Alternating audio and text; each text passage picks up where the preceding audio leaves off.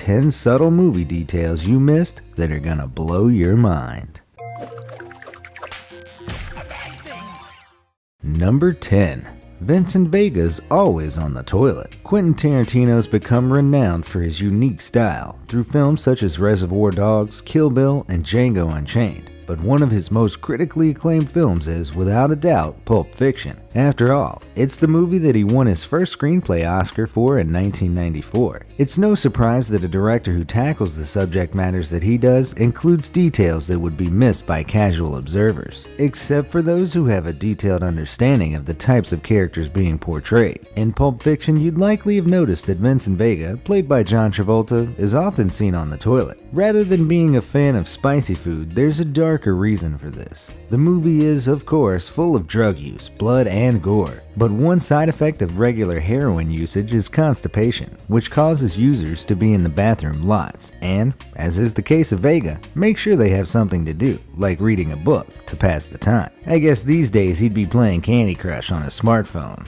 Number 9. Loki is ice cold. The Marvel Cinematic Universe is one of the most successful franchises ever, with audiences being gripped by their superheroic adventures since Iron Man was released in 2008. Having grossed more than $17.5 billion at the box office, spawning countless TV shows, and changing the face of the cinema landscape, you could be forgiven for thinking Marvel Studios simply focused on big-budget set pieces and colorful spandex to keep people engaged. But their attention to detail plays a major role in the way the movies are made. As we know, Loki is the god of mischief, but in 2011's Thor, he discovers that he's a frost giant.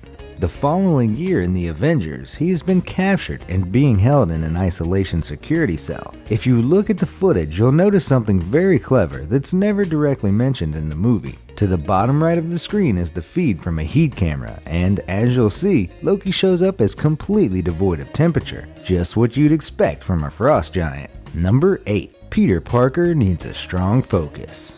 2004's Spider-Man 2 saw Tobey Maguire's second outing as Peter Parker in Sam Raimi's Spider-Man trilogy, and sees the titular character facing off against Doc Ock as he rampages through New York. While it was your typical superhero movie in many regards, the filmmakers ensured that there were details hidden within that you would have almost certainly missed the first time, or even the second or third time you watched it. Take for example the scene where Peter Parker jumps from a building. Before taking the plunge, he says that he needs a strong focus before falling down and landing on a car. While it initially seems like he failed, he actually got all he wanted, because if you look closer, you'll see that the car he landed on was, in fact, a Ford Focus, and it was so strong that it didn't suffer any damage at all. Number 7.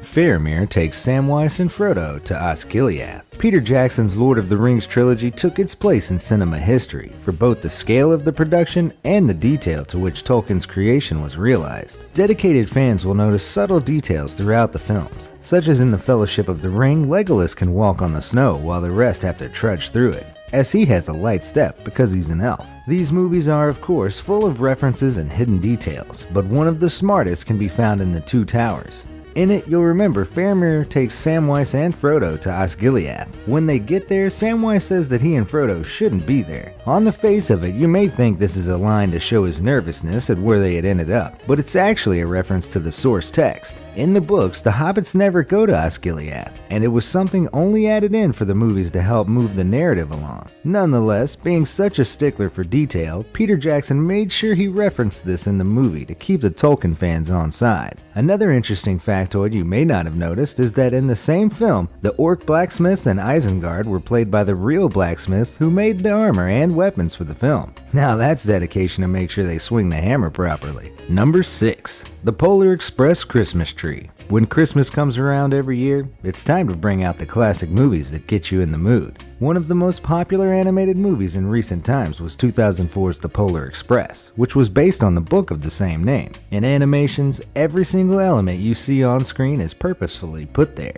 And The Polar Express includes one image that's far more thought through than you would think when you first see it. Here's the stunning image of the Christmas tree sat on the North Pole. Beneath it there's a compass. But do you notice anything unusual about it? That's right, all directions point to the south, just like you'd see on a compass if you were stood on the true magnetic North Pole. It's such a small detail, but shows the filmmakers thought every aspect through in this movie's production.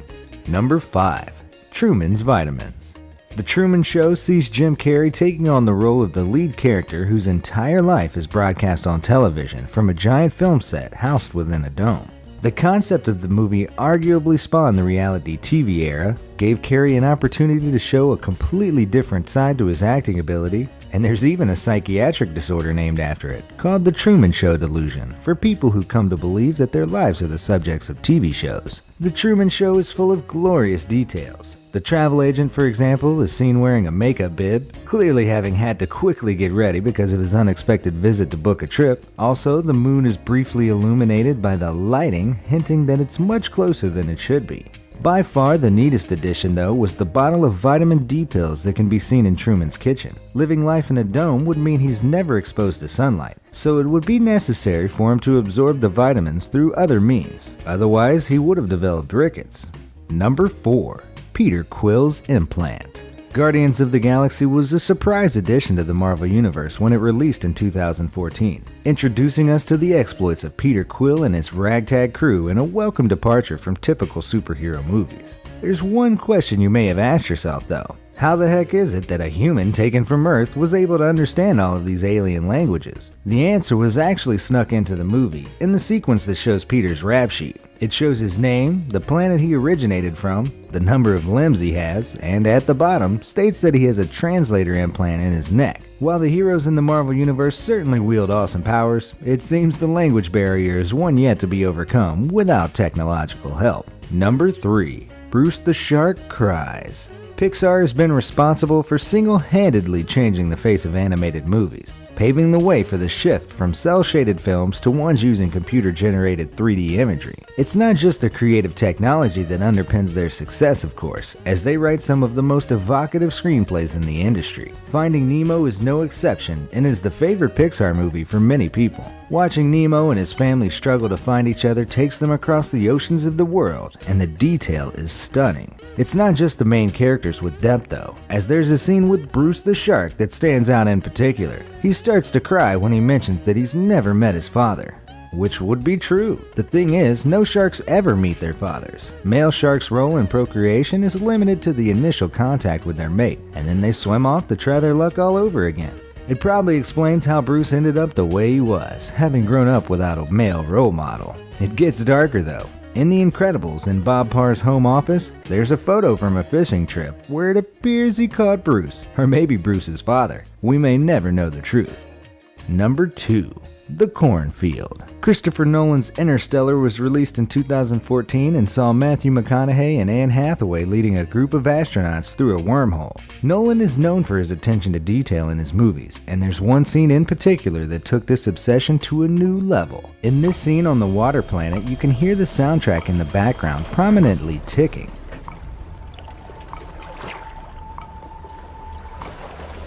This way.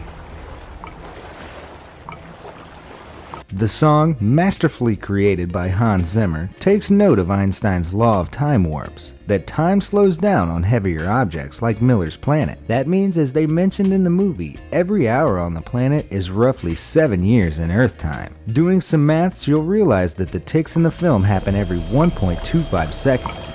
That means each tick you hear is a whole day passing on Earth. The film is full of other interesting secrets as well. Despite working with a budget of $165 million, he wanted the scene set on the main character's farm to look more realistic than computer effects would allow, and couldn't find the ideal location in the real world, since corn doesn't usually grow well next to mountainous terrain. He only saw one way to solve this, and that was to plant an entire field of corn purely for the production. He sought advice from Zack Snyder, who had supposedly grown a couple of hundred of acres of corn for Man of Steel, and realized how feasible his plan actually was. What's more, once the movie had wrapped, they were actually able to sell the cornfield for a profit, meaning that scene virtually paid for itself. Number 1. Kevin's Plane Ticket. Home Alone was responsible for launching Macaulay Culkin's career, as he faced off against two intruders over Christmas. It was the highest grossing Christmas movie ever in North America, and was the highest grossing live-action comedy film of all time worldwide. It's no surprise then that it spawned 4 sequels, all of which had their own subtle details.